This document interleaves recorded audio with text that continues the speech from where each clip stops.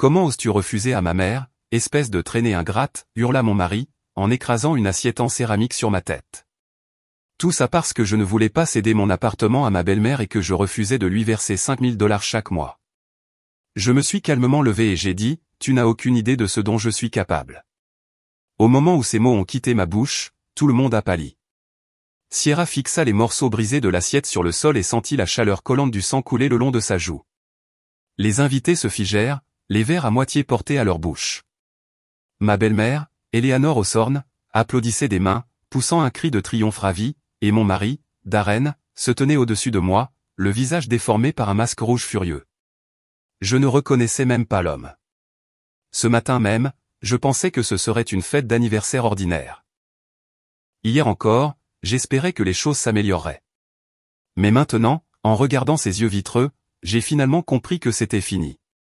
Et quoi qu'il arrive ensuite, cela allait changer ma vie à jamais. Mais pour vraiment comprendre comment je me suis retrouvé ici, sur le sol de mon propre appartement du centre-ville, le visage tuméfié et un calme de fer s'installant dans mon âme, nous devons remonter 2 ans en arrière. Il y a 2 ans, Sierra Sterling était une future mariée heureuse, occupée à organiser son mariage. Bienvenue chez Betty Stories.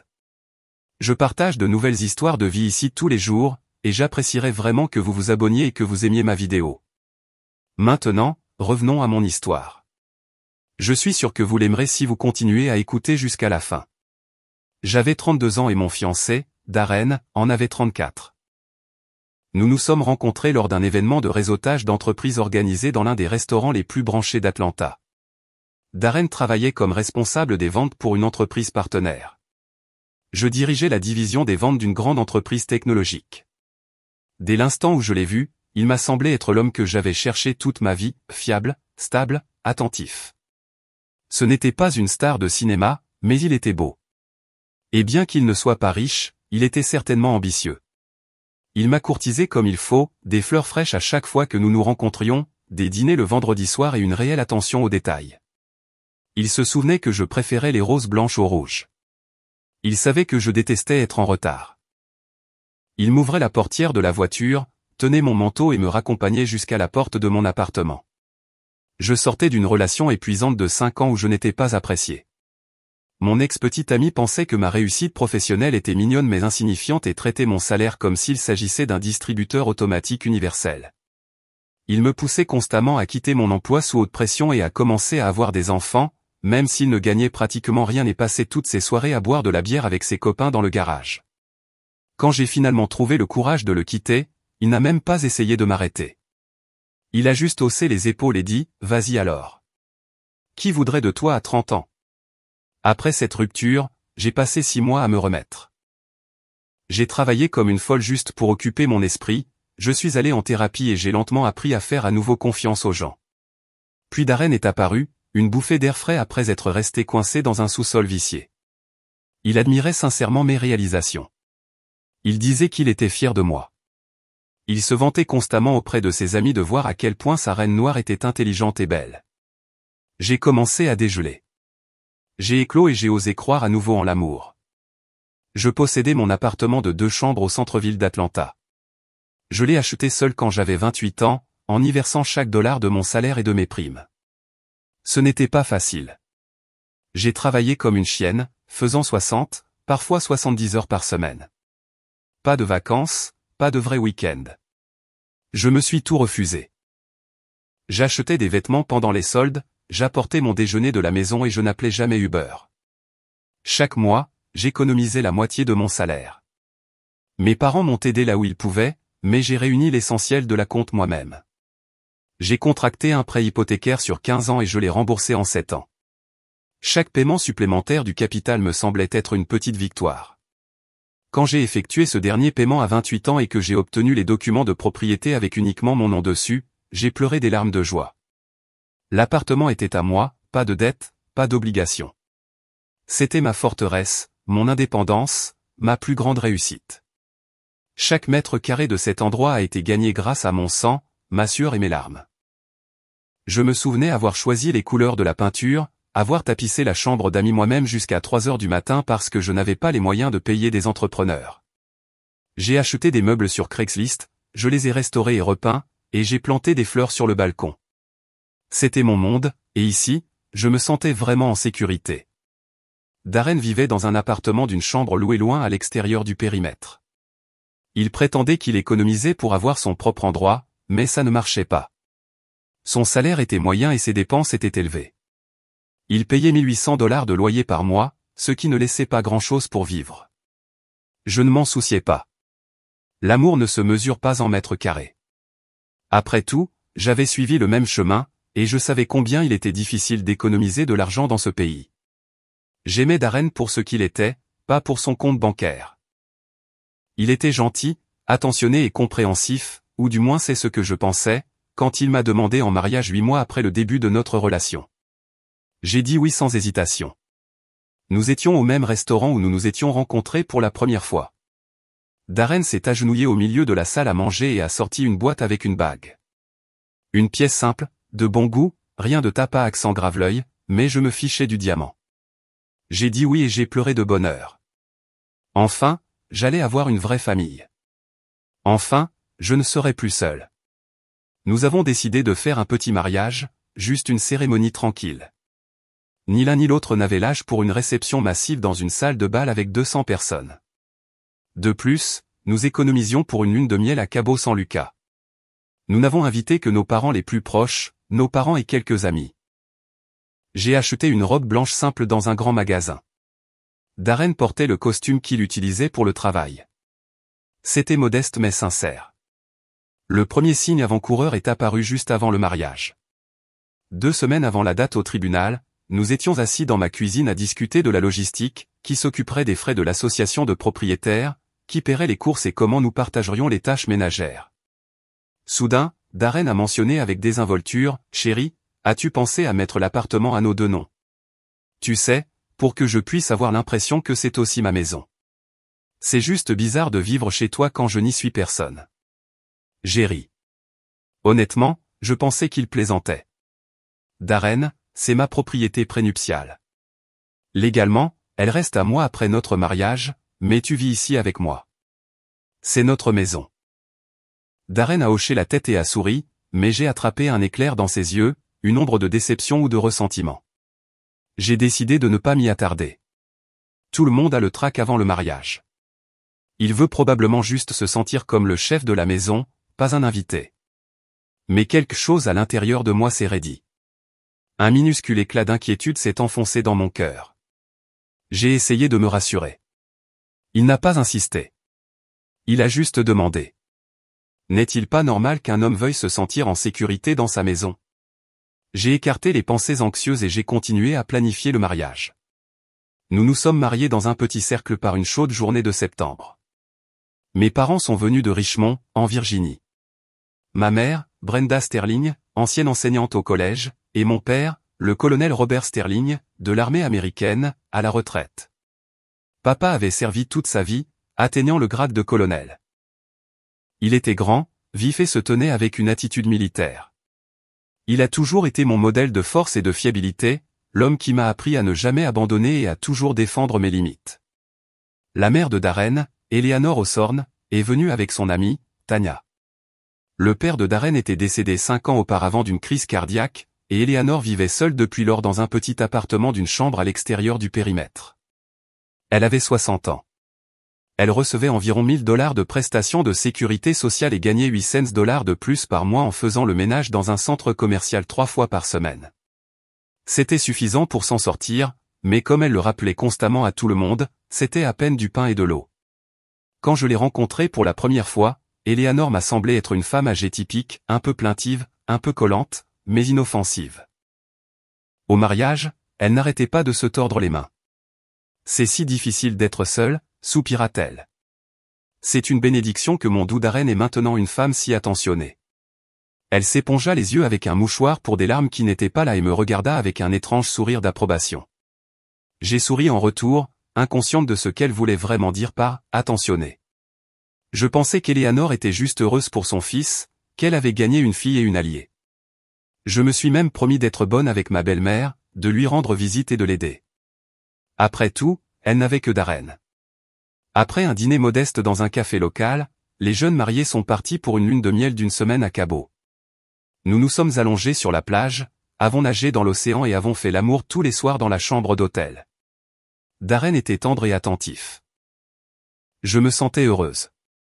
Enfin, j'ai une famille. Enfin, je ne suis plus seule. Les 3 premiers mois de notre vie commune ont été vraiment doux. Darren a emménagé immédiatement après notre retour de Cabo. Il n'a apporté que 2 sacs de sport de choses, des vêtements, des chaussures, un ordinateur portable et quelques livres. Tout le reste était dans son appartement de location, qu'il a rapidement abandonné. Pourquoi devrais-je payer un loyer alors que nous avons un si bel appartement, a-t-il dit en m'embrassant sur le front. Nous avons aménagé notre maison comme n'importe quel jeune couple marié. Nous avons acheté de nouvelles couvertures, accroché des photos et des cadres communs et choisi de nouveaux rideaux. Darren a suggéré de réaménager les meubles, et j'ai accepté. Nous avons déplacé le canapé, échangé le fauteuil et nous nous sommes disputés gentiment pour savoir où mettre le lampadaire. Le samedi soir, nous regardions des films enveloppés dans une couverture. Le dimanche, nous nous promenions dans le parc, nourrissions les canards et prenions un café dans de petites boutiques. J'ai continué à travailler dur. Être directrice des ventes exige un engagement absolu, surtout sur notre marché concurrentiel. Je quittais la maison à 8 heures du matin et je revenais à 7 heures, parfois 9 heures du soir. Darren travaillait aussi tard, mais son emploi du temps était un peu plus flexible.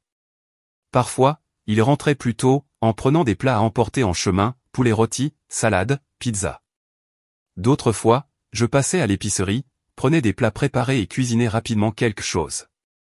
Ni l'un ni l'autre n'avait le temps ou l'envie de cuisiner des dîners complets tous les jours. Nous travaillions tous les deux et nous étions tous les deux fatigués. Cela semblait normal. Mon salaire était 2 fois plus élevé que celui de Darren. Je rapportais environ $10 000 net par mois. Il gagnait environ $5 000. Darren ne semblait pas mal à l'aise à ce sujet. Nous avons convenu de partager les courses et les frais de l'association de propriétaires à parts égales. Je savais que c'était difficile pour lui. La moitié de son salaire était consacrée aux dépenses communes, ce qui ne laissait qu'environ $2 000 pour les besoins personnels. Mais Darren ne s'est jamais plaint. Il a dit qu'il était sur le point d'obtenir une promotion et une augmentation bientôt. 1 mois après le mariage, Eleanor a commencé à nous rendre visite. Au début, c'était 1 fois par semaine, le samedi. Darren était heureux, serrant sa mère dans ses bras, l'installant sur le canapé et lui préparant du thé. J'essayais d'être une bonne hôtesse, en achetant des pâtisseries, en mettant la table et en m'enquérant de sa santé. Eleanor restait 4 heures, racontait des histoires, se plaignait de ses paiements de sécurité sociale, des voisins et de sa santé, puis repartait. Je considérais cela comme normal. Une mère manque à son fils et veut le voir. Pas de problème. Mais au bout d'1 mois, les visites sont devenues plus fréquentes. Eleanor a commencé à venir 2 fois par semaine, puis tous les 2 jours, puis presque tous les jours, toujours sans prévenir. Je rentrais à la maison épuisé par le travail et je trouvais ma belle-mère dans la cuisine. « Oh, Sierra est à la maison », disait Eleanor sans lever les yeux de sa tasse de thé. J'ai décidé de faire de la soupe à mon pauvre Darren. Tu ne lui cuisines jamais un vrai repas. Au début, je me suis retenu, ne voulant pas de conflit au début de mon mariage. Je me contentais d'hocher la tête, d'aller sous la douche et de me changer, mais l'irritation montait. Eleanor a commencé à ouvrir le réfrigérateur et à examiner le contenu avec un regard désapprobateur. « Mon pauvre Darren, tu as tellement maigri », gloussait-elle en sortant mon yaourt et mes plats préparés. « Sierra, ma chérie, tu ne cuisines pas du tout ? Un homme a besoin d'être nourri. Il travaille dur et a besoin de force. Je travaillais jusqu'à 7 heures, parfois 9 heures du soir. Je n'avais ni le temps ni l'envie de cuisiner des ragoûts et des pot-au-feu tous les jours. Je gagnais plus que mon mari et subvenais aux besoins de la famille tout autant, voire plus, que lui. Darren ne se plaignait pas de la nourriture, mangeant tout sans problème, mais Eleanor agissait comme si c'était un crime. De mon temps, les femmes travaillaient comme des chiennes, et la maison était un havre de paix, et le mari était bien nourri, pontifiait-elle, assise sur mon canapé, buvant mon thé dans ma plus belle tasse. Mais toi, Sierra, tu es une femme de carrière. La famille devrait passer en premier. Darren était silencieux, mâchant une salade achetée en magasin. J'ai serré la mâchoire et je suis restée silencieuse aussi. Je ne voulais pas me battre. J'espérais que ce serait temporaire, qu'Eleanor se calmerait et s'habituerait au fait que son fils était marié et avait sa propre vie, mais la belle-mère semblait penser le contraire. Puis les allusions à l'argent ont commencé. Au début, elles étaient timides, presque imperceptibles. Oh, je n'ai plus mes médicaments pour la tension artérielle, et mon chèque n'arrive pas avant une autre semaine, soupirait Eleanor en sortant des paquets de pilules vides de son sac à main. Mon doux Darren, pourrais-tu aider ta mère?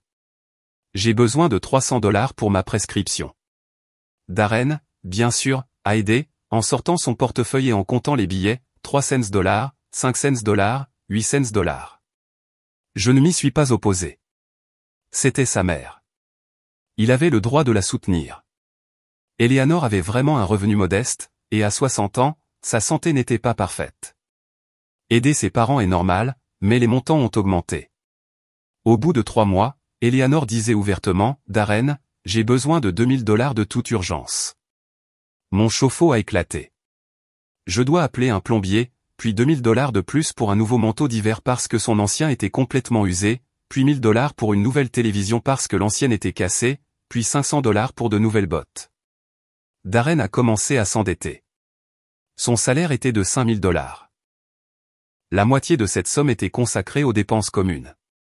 Sur les $2500 restants, il devait encore payer son téléphone, son titre de transport, son déjeuner au travail, ses vêtements, puis $2 ou $3 000 allaient à sa mère. Il a commencé à emprunter à des collègues et à contracter des prêts sur salaire. Un soir, 4 mois après le mariage, Darren s'est approché de moi pendant que je travaillais sur un rapport trimestriel sur mon ordinateur portable. « Chérie, peux-tu me prêter $2000 ? J'ai promis à maman pour ses médicaments, et je suis complètement fauché en ce moment.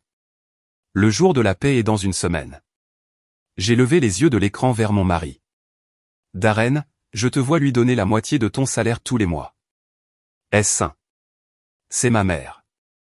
Elle passe un moment difficile, répondit Darren en évitant mon regard. C'est une retraitée. Elle a la sécurité sociale plus son travail de ménage 3 fois par semaine. Tu m'as dit toi-même qu'elle avait assez pour vivre. Et alors ? Je devrais l'abandonner ? Papa est parti. Elle n'a personne d'autre que moi. Je ne dis pas de l'abandonner. Je dis que $2000 tous les mois, c'est trop. Tu t'endettes à cause de ça. Tu vas me les donner ou pas ? Darren serra la mâchoire. J'ai soupiré. Je ne voulais pas de conflit, alors je lui ai donné $2000, puis encore $2000 un mois plus tard et encore $1000 après ça. Je savais que c'était mal, mais je ne savais pas comment arrêter ça. Darren devenait nerveux, irritable. Il s'emportait contre moi et claquait les portes. Je sentais notre relation se détériorer, mais j'étais impuissante à y remédier. Eleanor nous rendait visite plus souvent. Chaque visite se terminait par une discussion sur l'argent. Darren, j'ai besoin d'argent pour les réparations. Darren, mes chaussures sont cassées. Darren, les factures de services publics ont augmenté. Et à chaque fois, Darren cédait. Puis, 6 mois après le mariage, Eleanor a émis sa principale revendication. C'est arrivé un samedi après-midi. Darren était au travail pour une réunion urgente avec un client. Je venais de rentrer du gymnase, de prendre une douche et je prévoyais de me détendre sur le canapé avec un livre. Mais quand j'ai ouvert la porte, j'ai trouvé Eleanor dans la cuisine. Ma belle-mère était assise à la table, sirotant du thé et mangeant des biscuits dans mon plat de collation. « Sierra, nous devons parler », a commencé Eleanor, et je suis immédiatement devenu sur la défensive. Il y avait un tranchant d'acier dans sa voix qui n'y était pas auparavant. J'ai longuement réfléchi à la façon de dire cela avec douceur, mais je serai direct. Tu es marié à mon fils. Cela signifie que tu fais partie de notre famille, et dans notre famille, nous nous aidons mutuellement. Je me suis assise en face d'elle sans parler. Mon cœur a commencé à battre avec appréhension. J'avais un mauvais pressentiment à ce sujet. J'ai du mal à m'en sortir seul, a continué Eleanor en prenant une gorgée de thé. Mes revenus sont faibles et ma santé décline. Darren aide, mais son salaire ne suffit pas. Toi, en revanche, tu as un bon revenu. Tu gagnes bien plus de $100 000 par an. Eleanor, je comprends, mais je veux que tu me transfères $5000 tous les mois. Eleanor m'a coupé. Darren a déjà accepté. Il pense que c'est juste. J'étais abasourdi. $5000 tous les mois. C'était presque la moitié de mon salaire net. Eh bien, ça ne te dérange pas, n'est-ce pas, a insisté la belle-mère en voyant ma confusion. Tu as un salaire élevé, et ton appartement est payé. Tu ne vis pas dans une hypothèque ni ne paies de loyer. Tu es une femme riche, et je suis à peine capable de joindre les deux bouts. Eleanor, c'est la moitié de mon salaire après impôt. J'ai des dépenses aussi, l'association de propriétaires, les services publics, les courses, les vêtements, le maquillage. Le maquillage? A ricané Eleanor. Alors, c'est ça? Tu te dorlotes pendant que ta belle-mère vit de pain et d'eau? Ce n'est pas ce que je voulais dire. C'est juste que $5000, c'est une somme énorme. C'est énorme pour toi, mais c'est une vie normale pour moi. Je ne demande pas 1 million, juste 5000. Darren a dit que tu serais d'accord parce que tu es une fille gentille. J'ai senti la colère monter en moi. Darren avait discuté de ça avec sa mère sans moi, lui promettant mon argent sans même me le demander.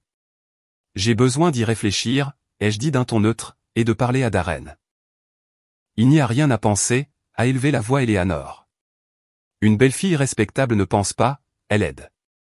La belle-fille de Tanya, maintenant elle, c'est un bijou. Elle fait tout pour sa belle-mère, transfère de l'argent, achète des cadeaux, l'emmène en vacances.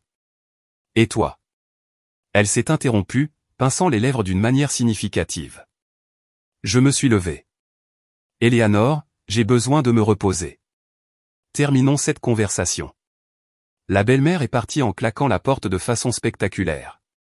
J'étais laissé seul dans la cuisine, les mains tremblantes. J'étais furieuse. $5000 par mois? C'était absurde. Eleanor avait un revenu et un emploi à temps partiel. Elle avait assez pour vivre. Pourquoi avait-elle besoin de $5000 de plus? Quand Darren est rentré du travail ce soir-là, je l'ai attaqué de questions avant même qu'il n'enlève sa veste. Darren, ta mère était là aujourd'hui. Elle a exigé que je lui transfère $5000 tous les mois. Tu étais au courant? Darren a levé les mains avec un air penaud. Eh bien, maman a demandé. J'ai dit que j'allais te parler. Je pensais que ça ne te dérangerait pas, ça ne me dérangerait pas de renoncer à $5000 tous les mois. Darren, tu es sérieux. Chérie, mais tu les as. Tu n'es pas fauché. Il ne s'agit pas d'être fauché. C'est une somme énorme d'argent. Ta mère n'est pas affamée, mais elle a du mal à s'en sortir. Elle est seule. Tu vois comment elle vit, Darren? Elle reçoit un chèque et travaille à temps partiel. Tu lui donnes constamment de l'argent. Pourquoi encore 5000? Pour qu'elle puisse vivre confortablement, voyager, acheter de belles choses. Elle a sacrifié toute sa vie pour moi. Elle a travaillé 3 emplois pour m'élever, se refusant tout. Maintenant, c'est à mon tour de prendre soin d'elle. J'ai regardé mon mari et je ne l'ai pas reconnu. Où était l'homme charmant et compréhensif que j'avais épousé? Très bien, ai-je soupiré. Que dirais-tu de ça? Je vais lui donner $1000 par mois temporairement jusqu'à ce qu'elle trouve un meilleur travail ou jusqu'à ce que tu obtiennes ton augmentation. $1000, chérie? Ce n'est rien. Ce n'est pas rien. C'est une aide importante. Si tu veux qu'elle ait plus, tu le paies. Nous avons eu une énorme dispute. Darren a claqué la porte et est parti séjourner chez sa mère. Il n'est revenu que le matin, boudeur et silencieux. Je n'ai pas dormi de la nuit. Pour la première fois, j'avais de sérieux doutes sur mon mariage.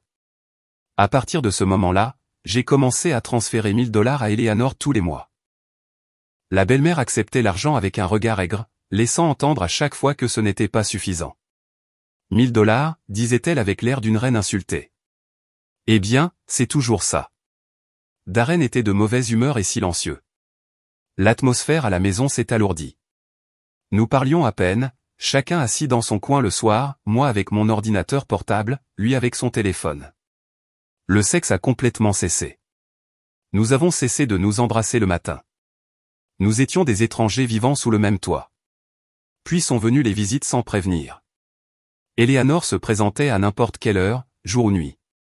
Darren lui avait donné une copie de la clé de la porte d'entrée à mon insu. Je rentrais du travail et la trouvais dans la cuisine, fouillant dans le réfrigérateur. Oh, Sierra est à la maison, disait Eleanor sans lever les yeux. Je suis juste en train de vérifier ce que vous mangez tous les deux. Rien que de la nourriture transformée. Darren va tomber malade en mangeant comme ça. où elle entrait dans la chambre et fouillait dans mes tiroirs. Mon Dieu, regarde tous ces vêtements que tu as, et Darren porte de vieilles chemises. Tu n'as pas honte? J'ai protesté, mais Darren a toujours pris la défense de sa mère. C'est ma maman. Elle peut faire ça. Ne sois pas si froide. Elle s'inquiète juste pour nous. Un jour, je suis rentré à la maison et j'ai constaté qu'Eleanor avait complètement réaménagé les meubles du salon. Le canapé était contre un mur différent. Le fauteuil était près de la fenêtre, et le tapis était enroulé et rangé. C'est plus confortable comme ça, a annoncé la belle-mère quand je suis resté figé dans l'embrasure de la porte. Je sais ce qui est le mieux. Je suis plus âgé. J'ai du goût. Eleanor, c'est mon appartement, ai-je explosé. C'est notre appartement, m'a-t-elle corrigé froidement. Darren vit ici. Cela signifie que c'est notre appartement, ou tu dis que mon fils est un étranger ici? Darren a de nouveau pris son parti. Pourquoi tu paniques pour des meubles? Ça a l'air bien. J'ai commencé à me sentir comme une étrangère dans ma propre maison. Puis, 1 an après le mariage, Eleanor a présenté son ultime revendication. C'était un mercredi soir normal. Je suis rentré à la maison épuisé. J'avais passé toute la journée en négociation avec un client difficile. Darren était sur le canapé à regarder le football. J'ai trouvé Eleanor dans la cuisine avec son amie Tanya. Toutes les deux étaient assises à la table à boire du thé et à manger des bonbons dans mon plat.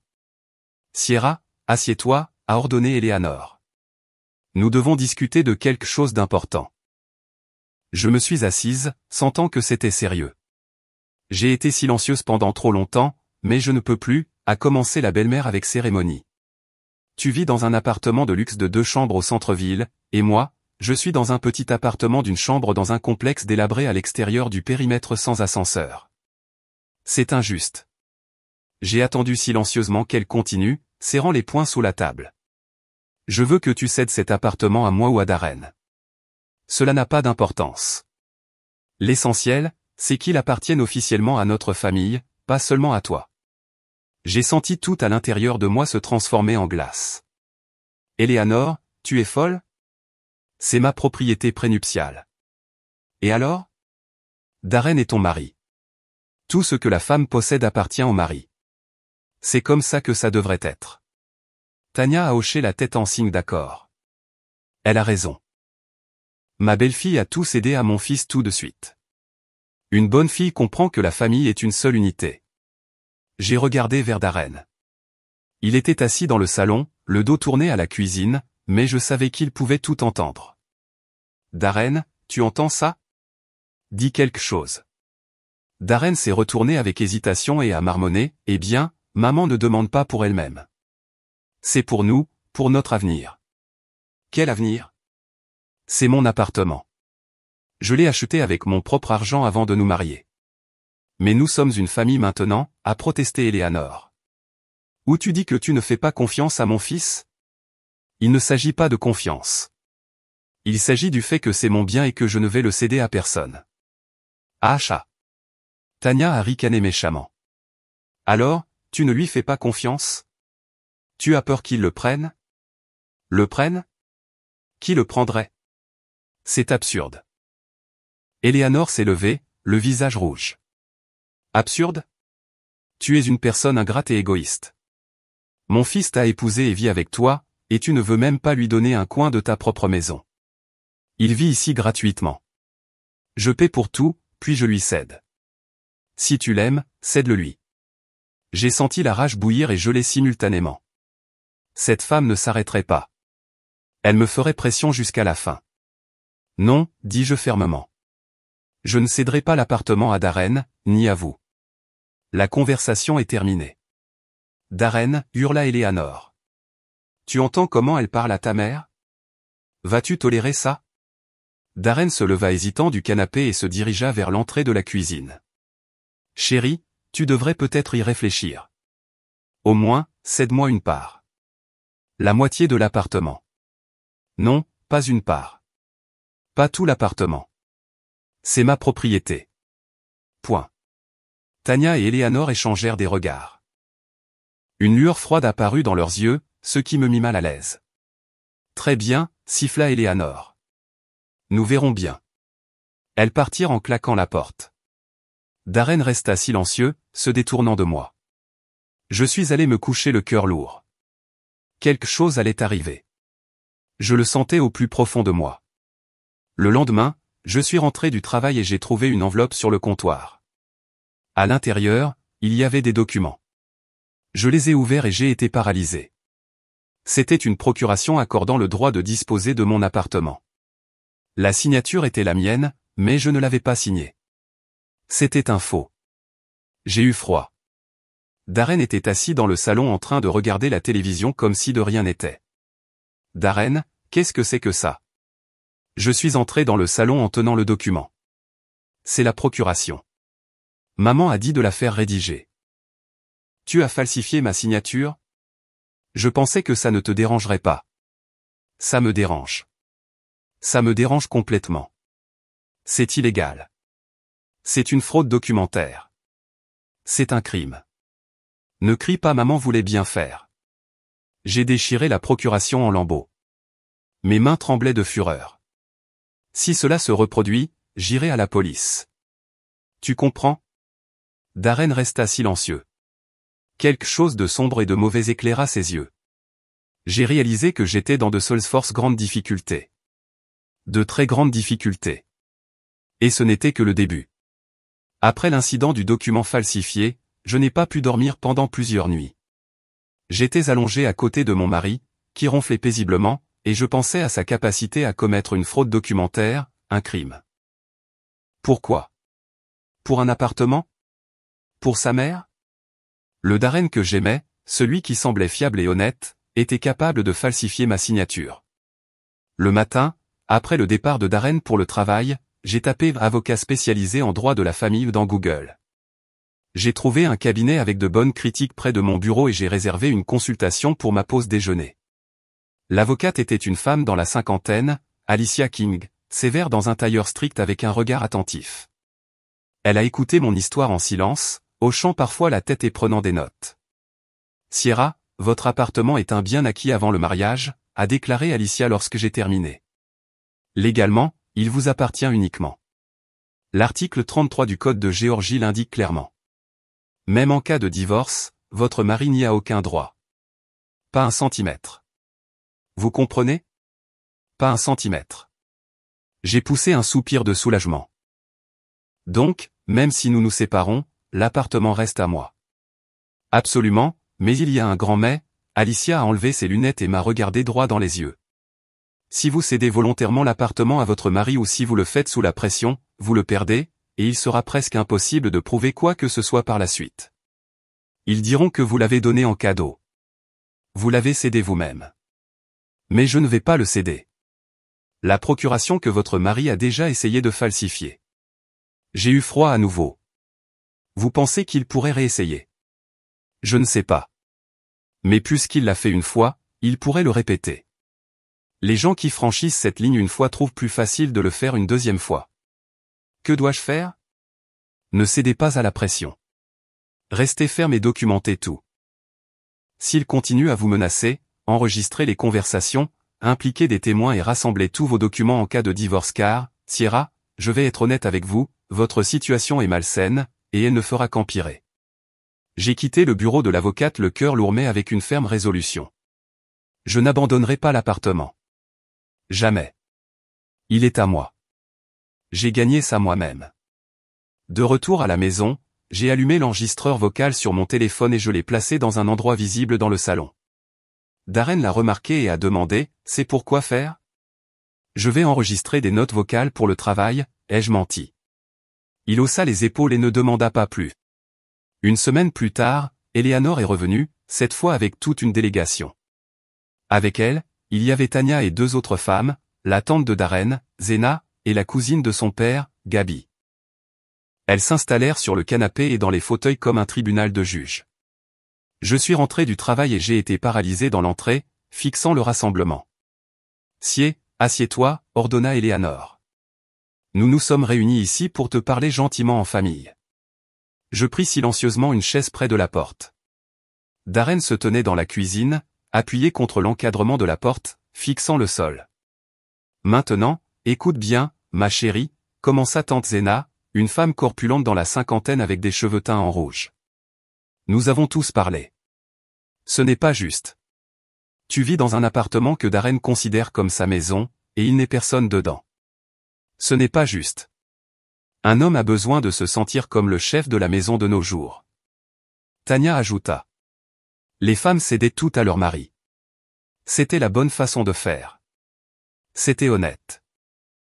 Le mari de la petite fille ne travaille même pas, ajouta Gabi, une femme maigre avec un visage pincé. Il reste à la maison, mais la maison est à son nom. Et c'est normal parce que c'est l'homme.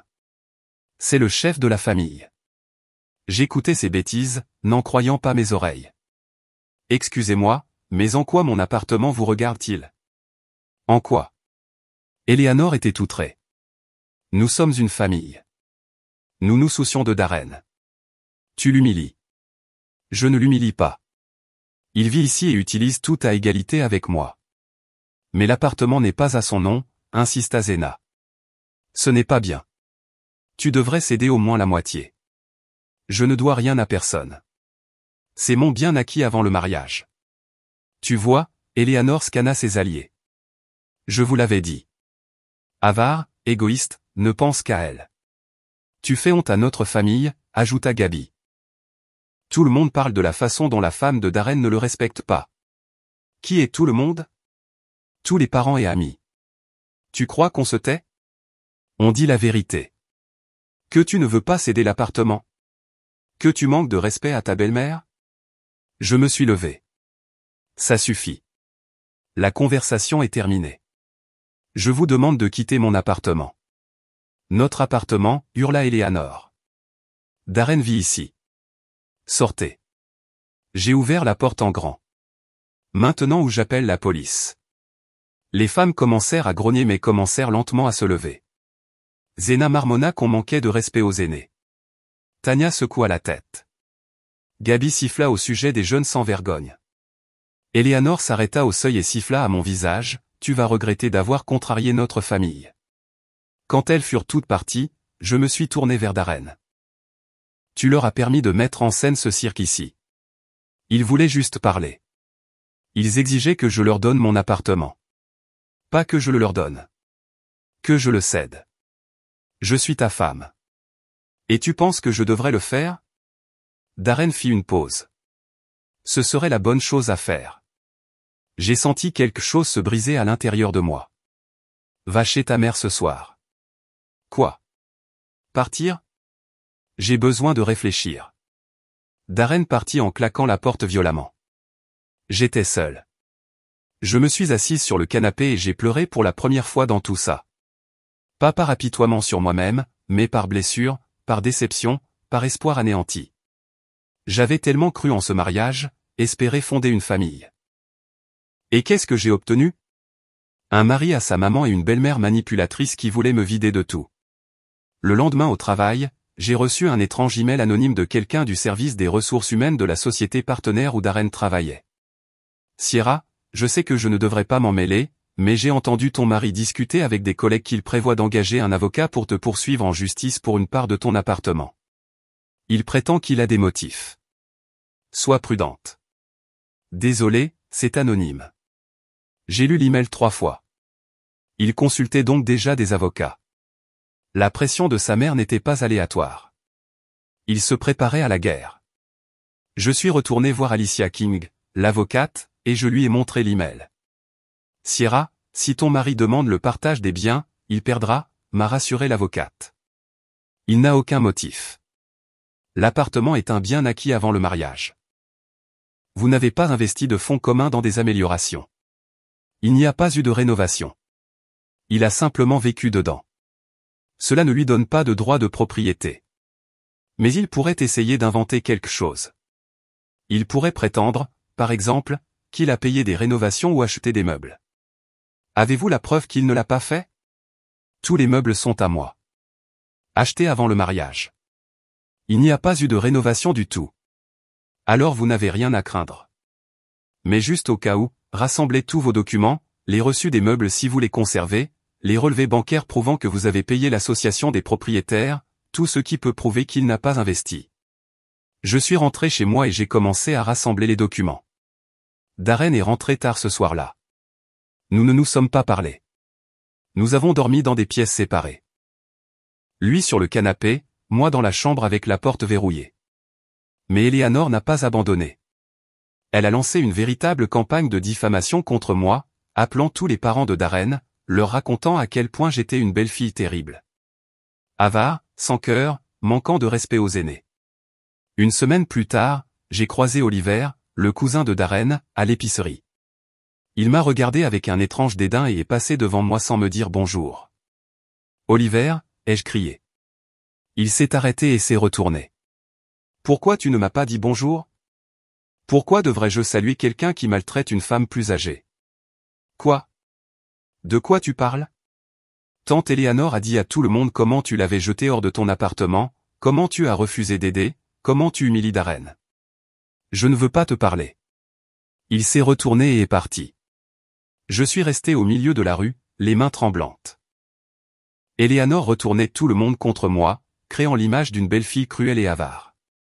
Lors de la réunion de famille suivante, où Darren m'a traîné pour l'anniversaire de sa tante Zena, j'en ai ressenti toute la force. Tout le monde me regardait de Solsforce travers, chuchotant dans mon dos. « La voilà », dit une des tantes à voix haute alors que je passais. Ne veut pas céder l'appartement, manque de respect à sa belle-mère. Égoïste. Une autre ajouta. Les choses n'étaient pas comme ça à notre époque. Darren était silencieux, se tenant à proximité, regardant ailleurs, n'offrant aucune défense. J'ai compris. Il était de leur côté. Il était d'accord avec eux. J'ai enduré 1 heure de la fête puis je suis parti. Darren n'a même pas essayé de m'arrêter. À la maison, j'ai sérieusement envisagé le divorce. Cela faisait 1 an et 2 mois depuis le mariage. Je travaillais, gagnais de l'argent, entretenais la maison, et mon mari s'était transformé en un étranger qui me regardait avec une hostilité mal dissimulée. Sa mère avait fait de moi une paria.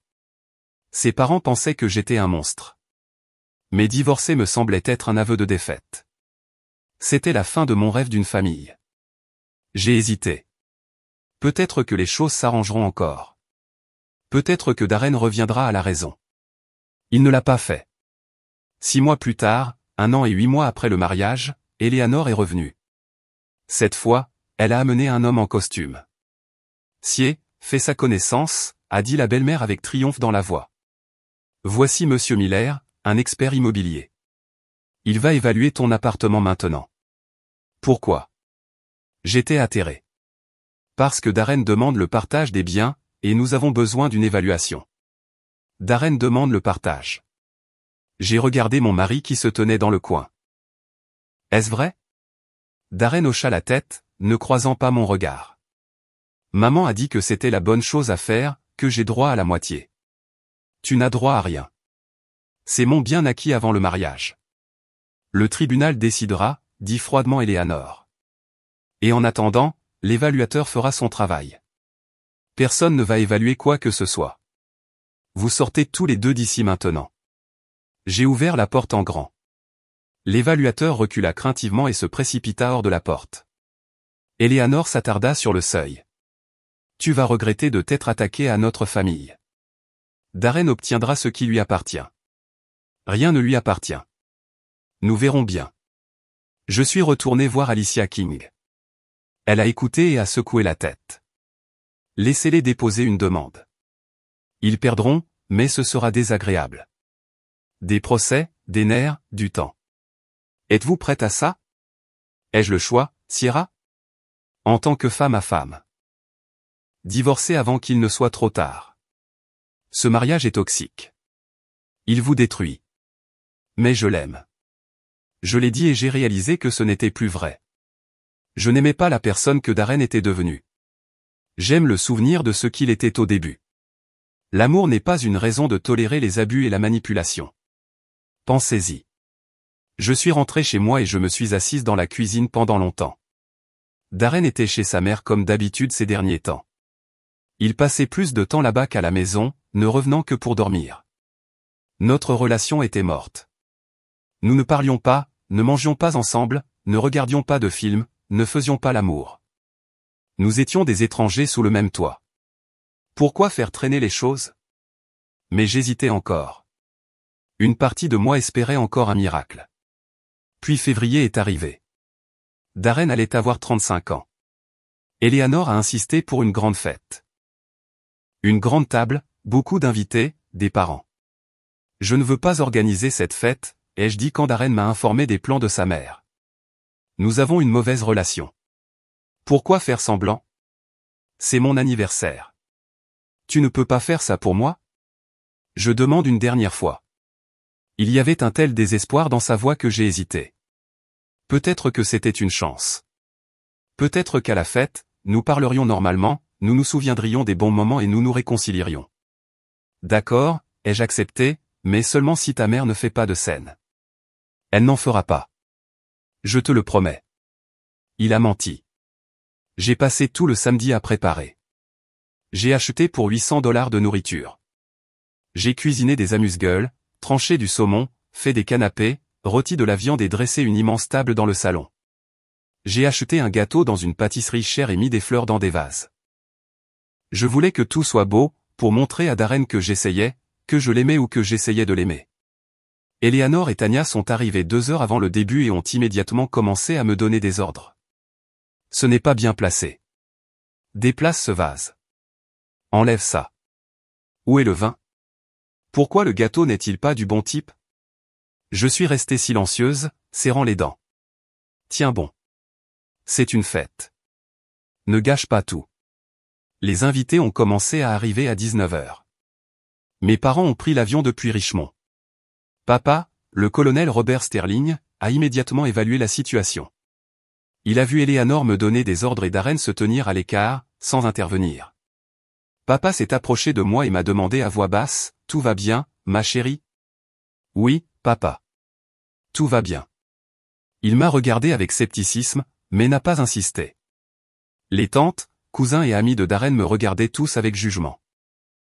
Eleanor avait clairement eu le temps de raconter à tout le monde sa version. Je sentais leur regard et entendais les chuchotements dans mon dos. La fête a commencé. Des toasts, des félicitations, des rires. Eleanor s'est assise à la tête de la table comme une reine. Darren s'est assis à côté d'elle, rayonnant. Je me suis assise à l'autre bout de la table, à côté de mes parents, me sentant comme une étrangère à ma propre fête, dans mon propre appartement. Puis les allusions passives-agressives ont commencé, d'abord subtiles, puis de plus en plus flagrantes. Maintenant, notre belle-fille est en or, dit Tanya à voix haute à tout le monde. Elle a tout cédé à sa belle-mère, l'appartement et l'argent. Elle comprend qu'il faut respecter les aînés. C'est vrai, acquiesça Zena. Les jeunes auront tout plus tard, mais pour l'instant, les aînés devraient être la priorité. Eleanor me lança un regard significatif. Oui, certaines belles-filles comprennent, et certaines ne pensent qu'à elles. J'ai serré les poings sous la table. Maman a posé une main apaisante sur mon épaule. Papa s'est tendu, se redressant. Je sentais la pression monter en moi. Puis Eleanor s'est levée avec un verre à la main. Je voudrais porter un toast, annonça-t-elle cérémonieusement. Tout le monde se tut et leva son verre. À mon fils, Darren, j'ai dédié toute ma vie. Tout ce que j'avais, je l'ai donné. J'ai travaillé 3 emplois pour que tu ne manques de rien, me privant de tout. Et maintenant, j'espère que tu prendras soin de moi et de ta femme aussi. Tout le monde applaudit. Je suis resté immobile, n'applaudissant ni ne buvant. Après le toast, Eleanor s'est approchée de moi, me touchant presque, parlant doucement, mais assez fort pour que les gens à côté de nous entendent. Sierra, commença la belle-mère.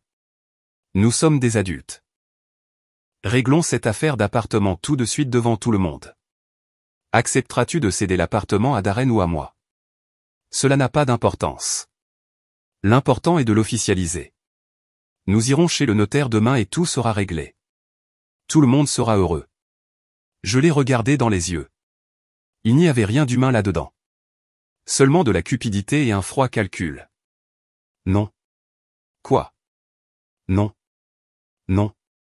Je ne céderai pas l'appartement. Comment peux-tu dire non? Non, c'est mon bien acquis avant le mariage, et il restera à moi.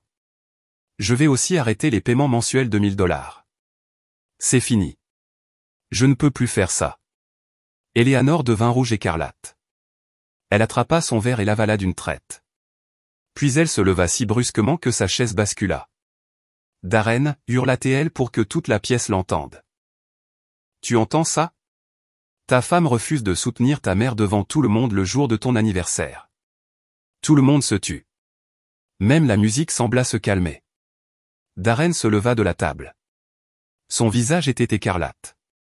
Il s'approcha de moi lentement, et j'ai soudainement ressenti de la peur. Une vraie peur animale. Mon père se leva aussi, se dressant de toute sa hauteur, mais Darren ne fit pas attention à lui. Sied, grogna-t-il entre ses dents serrées, s'arrêtant devant moi. Je demande une dernière fois. Vas-tu céder l'appartement? Non. Et tu ne paieras pas les $5000 tous les mois? Non. Je ne paierai plus un centime. C'est du chantage. Je suis fatigué. Je n'en peux plus. Les invités se figèrent, nous regardant. Mon père fit un pas en avant, mais maman le retint. Espèce de salope avare et égoïste, murmura Darren. Ma mère a sacrifié toute sa vie pour moi, et tu ne peux même pas l'aider. Tu lui refuses un morceau de pain. Aider est une chose. Soutenir en est une autre. Je ne suis pas obligé de donner la moitié de mon salaire à ta mère. Elle ne meurt pas de faim. Eleanor hurla. Darren, tu es un homme. Montre-lui qui est le patron dans cette maison. Elle n'a aucun respect pour toi. Elle insulte ta mère devant tout le monde. Et puis quelque chose a craqué. Darren a attrapé le lourd plat de service en céramique avec les restes de salade de la table.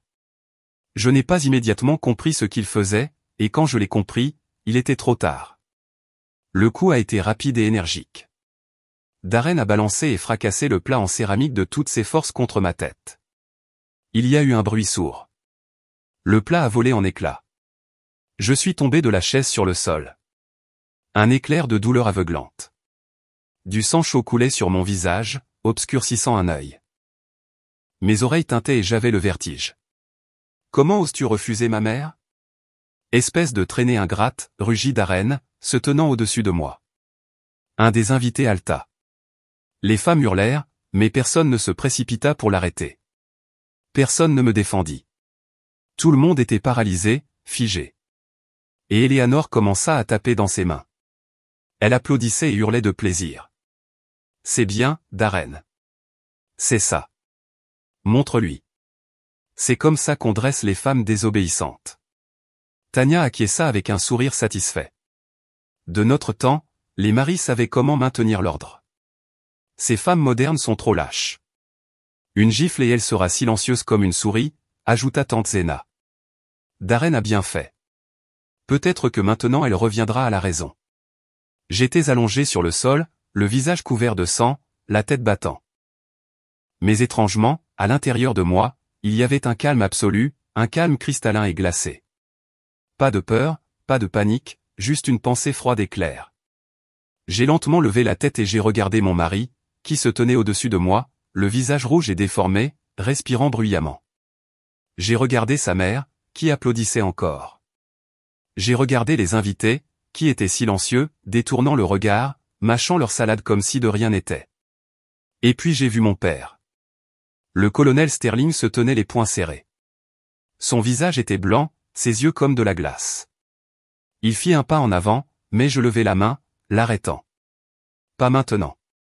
C'était d'abord mon combat. Je me suis lentement, très lentement, levé.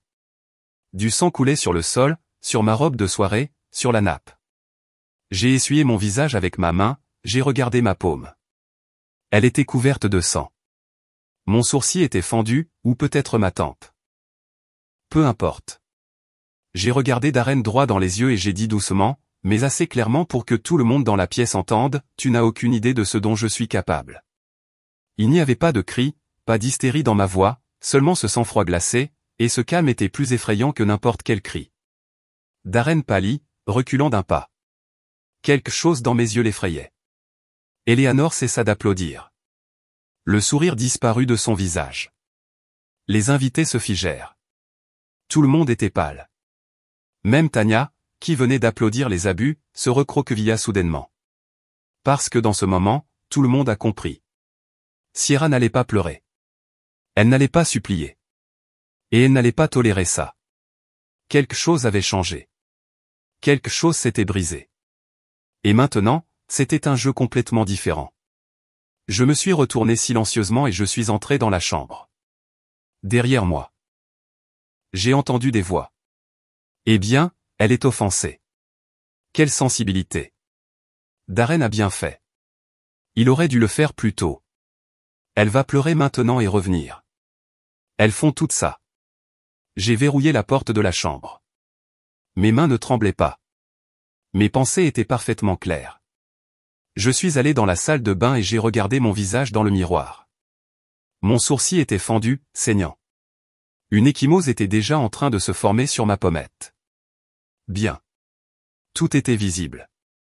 J'ai pris plusieurs photos sous différents angles.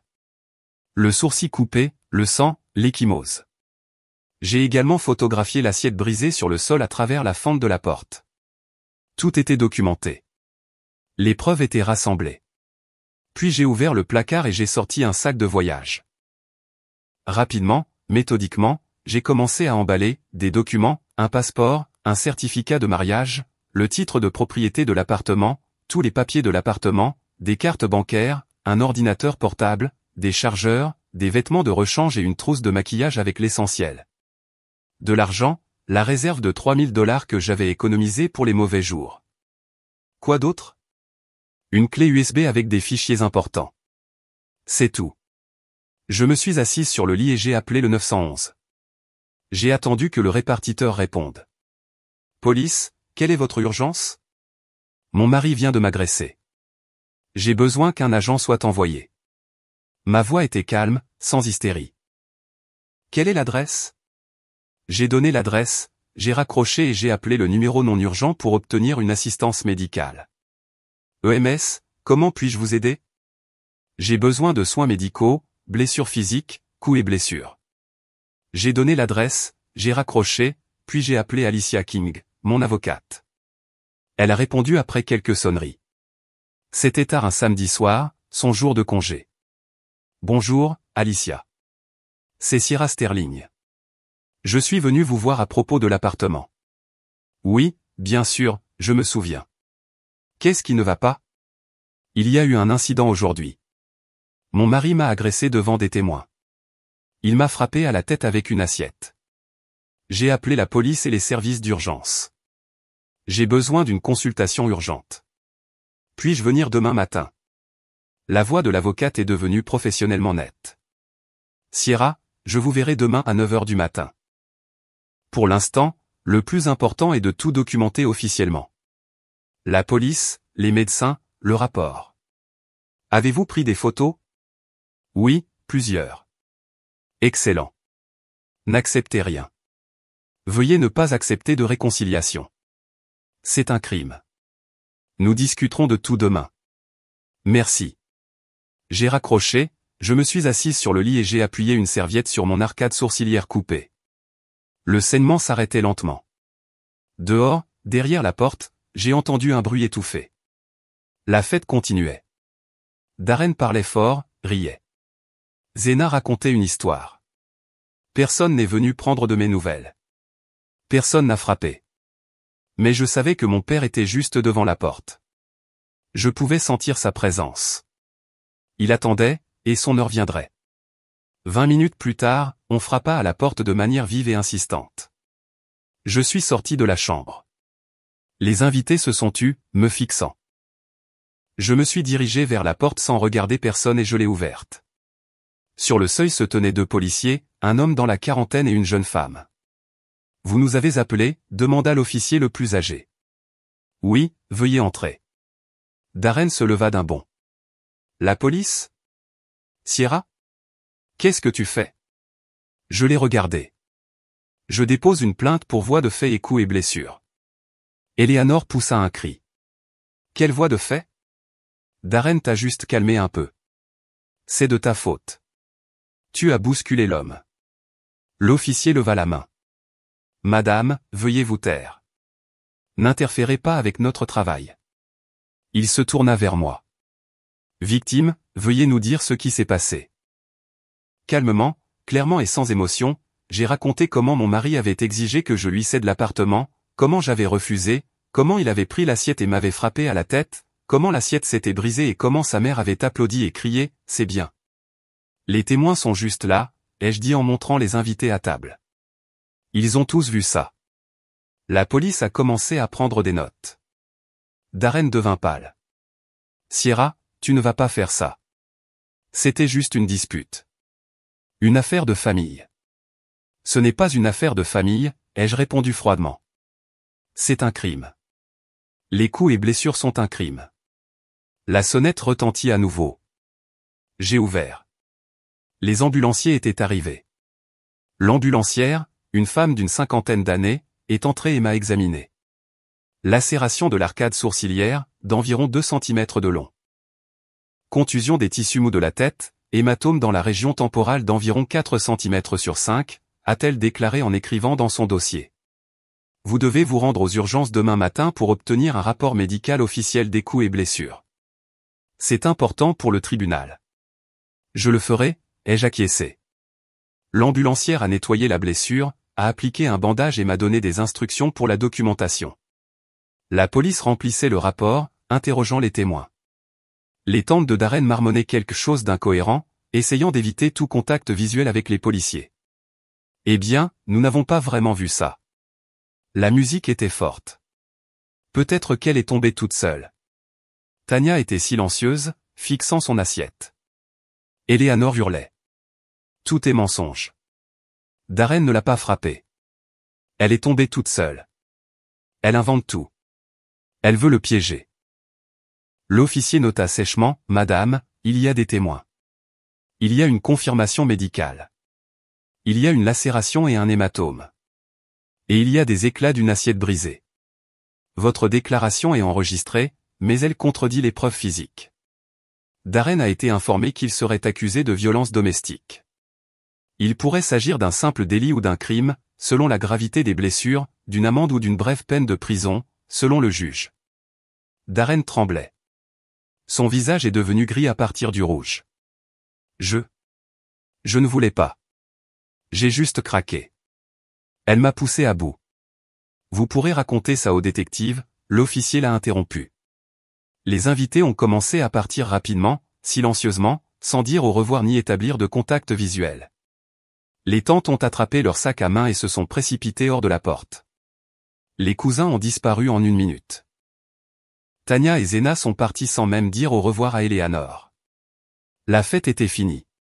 Quand presque tout le monde était parti, il ne restait plus que moi, mes parents, Darren, Eleanor et les policiers, qui terminaient le rapport. Puis mon père s'avança.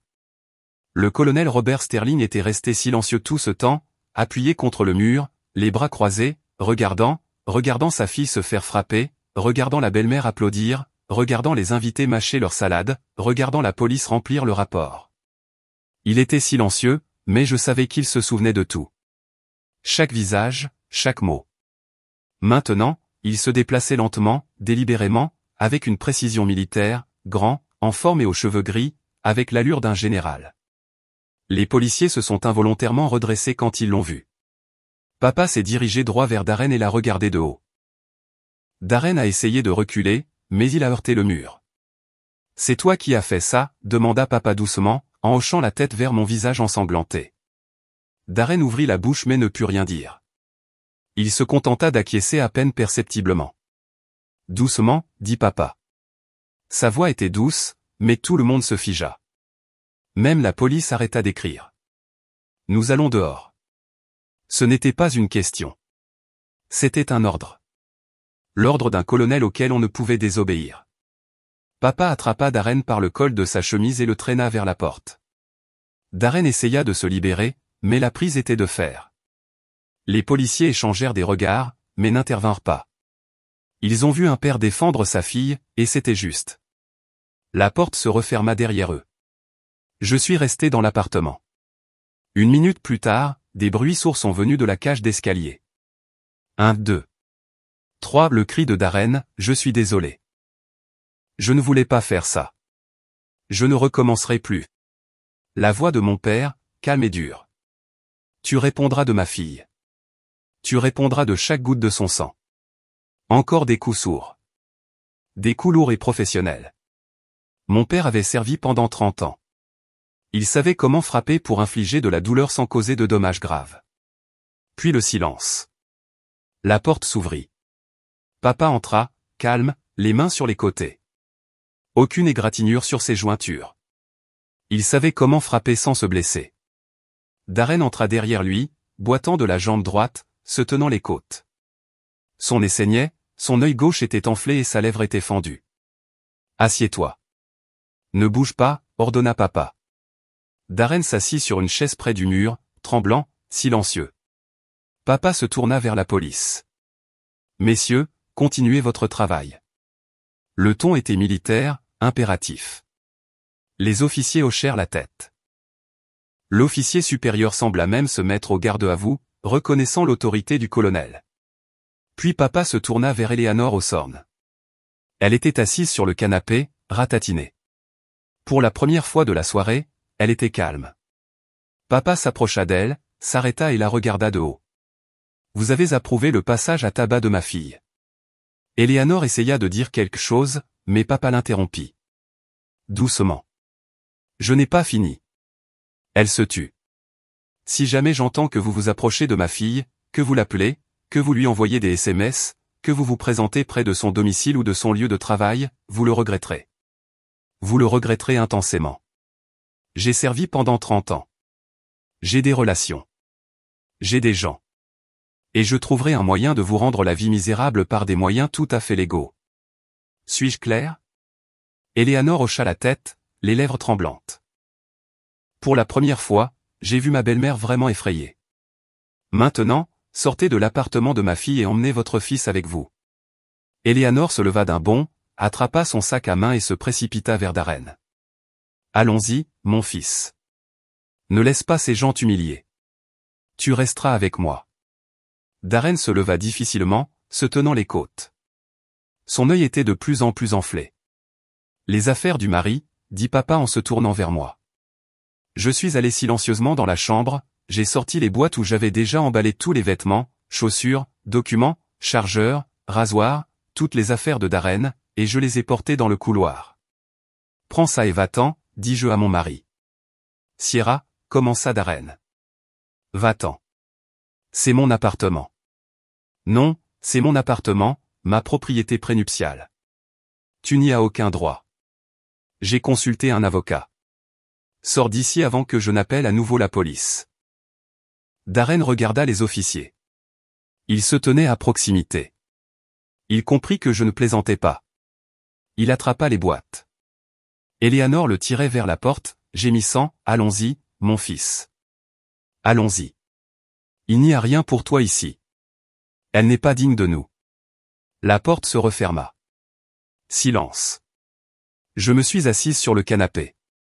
Maman m'a serré dans ses bras. Papa a posé sa main sur mon épaule. La police a fini de remplir le rapport. Vous devez vous rendre au commissariat demain pour faire une déclaration complète, a déclaré l'officier supérieur. Et aller aux urgences. Absolument. Le rapport médical est nécessaire pour le tribunal. J'y serai, ai-je acquiescé. La police est partie. Il ne restait plus que mes parents et moi. Ma fille, dit maman doucement, en me caressant les cheveux. Tu as fait ce qu'il fallait. Ce qu'il fallait absolument. Je suis fier de toi, a ajouté papa. Tu n'as pas paniqué. Tu t'es défendu. Tu as agi comme un soldat. Je n'ai pas pleuré. À l'intérieur, il y avait un étrange vide. Pas d'apitoiement sur soi, pas de ressentiment, juste une pensée, il y aura une guerre, et je la gagnerai. Mes parents ont passé la nuit chez moi. Maman m'a mise au lit et m'a donné un sédatif. Papa est resté dans le salon, montant la garde. Personne n'attaquerait sa fille tant qu'il serait en vie. Le matin, je suis allé aux urgences. Le médecin m'a examiné attentivement, documentant toutes les blessures, une lacération de 2 cm à l'arcade sourcilière, une contusion à la tête, un hématome de 4x5 cm sur la tempe. Tout a été documenté. On m'a remis le rapport médical officiel. Puis je suis allé voir mon avocate. Alicia King a écouté et a acquiescé. Sierra, vous avez tout fait parfaitement. Maintenant, passons au plan d'action. Premièrement, vous demandez le divorce aujourd'hui. Deuxièmement, vous demandez une ordonnance d'éloignement interdisant à votre ex-mari de s'approcher de vous à moins de 100 mètres. Troisièmement, bloquez tous les comptes joints, s'il y en a, oui, une carte de débit où nous prélevions de l'argent pour les dépenses partagées. Environ 40 000 $ là-dedans. Retirez-le immédiatement. C'est votre argent. Vous en avez le droit. Le tribunal peut régler ça plus tard, mais retirez-le maintenant. J'ai quitté le bureau de l'avocate et je suis allé directement à la banque. J'ai retiré les 40 000 $ du compte joint, je les ai transférés sur mon compte personnel et j'ai fermé la carte partagée. Darren l'a découvert 1 heure plus tard. Il a commencé à appeler depuis différents numéros, à envoyer des SMS, « Tu as volé l'argent. Rends-le immédiatement. Je te poursuis en justice. » Je n'ai pas répondu, bloquant tous les numéros que je connaissais. Ce soir-là, Eleanor s'est présentée, frappant à la porte, hurlant « Voleuse. Rends l'argent de mon fils. Ouvre la porte. Je sais que tu es là, espèce de S, j'ai appelé la police. » Un agent de patrouille est arrivé, a rédigé un rapport pour trouble à l'ordre public et a adressé un avertissement à Eleanor. « Madame, si cela se reproduit, nous porterons plainte. Laissez cette femme tranquille. » Eleanor est partie, me maudissant à chaque pas. Le lendemain, lundi, j'ai demandé le divorce. Dans la section des motifs, j'ai écrit « violence domestique ». J'ai joint des copies des rapports de police, du certificat médical et des photos des abus. Le juge a fixé une audience 1 mois plus tard. J'ai également demandé une ordonnance d'éloignement d'urgence, exigeant qu'il soit interdit à Darren de s'approcher à moins de 100 mètres de moi. Le tribunal a examiné la requête immédiatement et l'a accordée.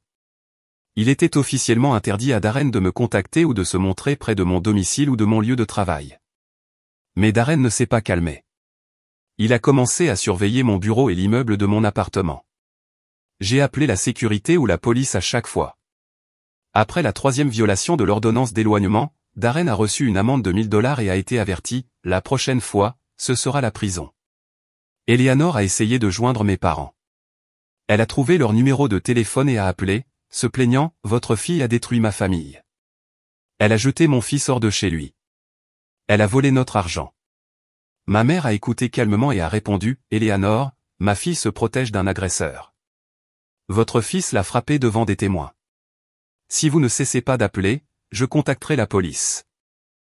La belle-mère n'a plus jamais appelé. Darren a essayé de revendiquer une part de l'appartement par l'intermédiaire du tribunal, en intentant une action en justice pour le partage des biens, exigeant la moitié de l'appartement, arguant qu'ils étaient mariés et qu'il avait contribué à l'entretien de la propriété. Je suis arrivé au palais de justice avec Alicia King. L'avocate a démoli les arguments de Darren. Votre honneur, a déclaré Alicia, debout au pupitre. L'appartement a été acquis par la plaignante avant le mariage. Il s'agit de sa propriété prénuptiale. Conformément à la loi de Géorgie, les biens appartenant à chaque époux avant le mariage sont considérés comme leurs biens propres et ne sont pas sujets à division. Darren a essayé de s'y opposer, mais j'y ai vécu. J'ai payé les frais de HOA.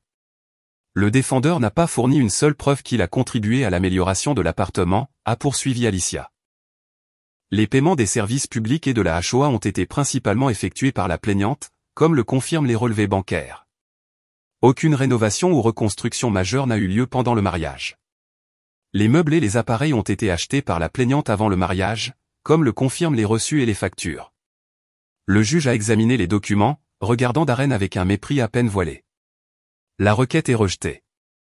L'appartement est la propriété exclusive de Madame Sierra Sterling et n'est pas sujet à division. Affaire suivante. Darren est sorti de la salle d'audience, le visage gris. Eleanor serrait son cœur, gémissant, « Comment est-ce possible ? Comment est-ce possible ? Il était son mari. Comment l'appartement n'est-il pas à lui ? Mais ils n'ont pas abandonné. » 1 semaine plus tard, Eleanor s'est présentée à mon travail. Elle a échappé à la sécurité et a fait irruption dans mon bureau. « Tu as ruiné la vie de mon fils » a-t-elle crié en agitant les mains. Il dort sur le sol dans mon minuscule appartement. Il n'a nulle part où vivre. Rends-lui l'appartement. J'ai appuyé sur le bouton de sécurité. Eleanor, quittez immédiatement le bâtiment, sinon j'appelle la police. Je ne partirai pas tant que tu ne lui auras pas rendu l'appartement. La sécurité est arrivée et a escorté de force la belle-mère dehors. J'ai déposé un rapport de police pour harcèlement et menaces. Eleanor a reçu un avertissement officiel. La prochaine fois, des accusations criminelles seront portées. Un mois a passé. Darren était toujours chez sa mère. J'ai appris d'une connaissance commune qu'ils se disputaient constamment. Eleanor hurlait à son fils, « Tu es un fardeau, pas un soutien. Tu as perdu une femme riche avec un appartement, et maintenant tu vis de ma pension de retraite. » Darren a essayé de trouver du travail, mais il se faisait renvoyer sans cesse. Il a commencé à boire, à s'en prendre à ses collègues, à être en retard et à manquer le travail.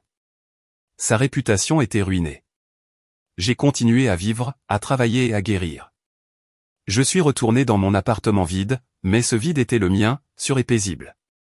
J'ai fait quelques légers travaux de rénovation, j'ai changé les couleurs des murs du salon, j'ai acheté un nouveau canapé et j'ai accroché de nouvelles œuvres d'art, effaçant toute trace de Darren. Chaque nouveau détail était comme une bouffée de liberté. 2 mois après l'audience de divorce, le décret définitif a été rendu. Le juge a examiné les documents, les rapports de police, le certificat médical et les photos des abus. Mes parents ont témoigné, confirmant qu'ils avaient été témoins de l'agression. Le mariage est dissous, a annoncé le juge. Les biens ne sont pas partagés. Tous les biens prénuptiaux restent à Madame Sterling. Le défendeur n'a aucun droit sur l'appartement de la plaignante. Darren n'a pas reçu un seul dollar. J'ai reçu le certificat de divorce et j'ai ressenti une immense vague de soulagement. C'était fini. J'étais libre. Darren a appelé encore quelques fois depuis des numéros étranges, implorant le pardon, demandant de l'argent, pleurant au téléphone. Chérie, je ne voulais pas faire ça. Je t'aime. Donne-moi une chance de plus. J'ai raccroché à chaque fois. Je n'étais ni en colère ni heureuse de sa souffrance. Je ressentais juste une indifférence absolue. Cet homme était un étranger pour moi. Eleanor a répandu des rumeurs parmi les proches. Sierra est une femme méchante. Elle a détruit ma famille. Elle a piégé mon fils. Elle a volé son appartement. Mais personne n'écoutait plus. Tout le monde connaissait la vérité. Son fils avait agressé sa femme devant des témoins, et la femme s'était protégée. Tout était légal. Tout était juste. 3 mois après le divorce, Darren a été renvoyé d'un autre emploi. Il buvait de plus en plus, se dégradant visiblement. Eleanor n'en pouvait plus. « Tu es une sangsue, pas une béquille », lui a-t-elle crié. Selon sa voisine Tania, qu'il a dit à des amis communs, « J'ai gâché ma vie pour toi, et tu n'as rien accompli. Tu as perdu une femme riche et intelligente, et maintenant tu es assis sur mon cou et tu bois mon argent de retraite. » Darren a finalement quitté le domicile de sa mère, louant une chambre dans une pension de famille pour $600 par mois, se débrouillant avec des petits boulots, s'enfonçant davantage. Moi, cependant, j'ai avancé. J'ai été promu au travail. J'ai été nommé vice-présidente des ventes. Mon salaire est passé à $15 000 par mois. J'ai commencé à épargner, à planifier mon avenir. J'ai pensé à acheter un 2e appartement à louer ou à ouvrir ma propre petite entreprise. Mes parents étaient fiers de moi. Mon père l'a dit simplement, « Fille, tu es une vraie combattante. Tu n'as pas craqué. Tu as gagné. » Et j'ai gagné. J'ai gagné ma liberté, mon indépendance et mon droit de vivre comme je le voulais, pas comme quelqu'un d'autre l'exigeait. Je n'ai plus jamais permis à personne de me manipuler. Je n'ai plus jamais permis à personne de violer mes limites. J'ai appris la leçon, ne jamais tolérer les abus. Ne jamais céder au chantage. Et ne jamais se sacrifier pour ceux qui ne vous apprécient pas. L'appartement est resté le mien. Ma vie est restée la mienne. Mon avenir est resté le mien. Et Darren et Eleanor ont eu ce qu'ils méritaient, la solitude, la pauvreté et la réalisation de ce qu'ils avaient perdu à cause de leur propre avidité. Parfois, le soir, je m'asseyais sur le balcon de mon appartement indivisible, je buvais du thé, je regardais l'horizon d'Atlanta et je pensais, je m'en suis occupé. Je me suis défendu. Je connais ma valeur, et je ne permettrai plus jamais à personne de m'humilier ou de prendre ce qui m'appartient de droit. J'ai gagné cette guerre. Et maintenant, je savais que, si nécessaire, j'étais capable de tout. Absolument tout. Je suis vraiment contente que vous soyez là et que j'ai pu partager mon histoire avec vous. Si vous l'avez aimé, montrez-le moi en aimant la vidéo et en vous abonnant à ma chaîne. Voyons combien nous sommes. Écrivez dans les commentaires de quelle ville vous regardez et quelle heure il est. Je suis tellement curieuse de savoir d'où vous venez tous, merveilleux spectateurs. Si vous voulez me soutenir un peu plus, vous pouvez également envoyer un petit don. Je partage de nouvelles histoires de vie pour vous tous les jours. Et maintenant, 2 de mes histoires les plus populaires apparaîtront à l'écran pour que vous puissiez choisir ce que vous voulez regarder ensuite.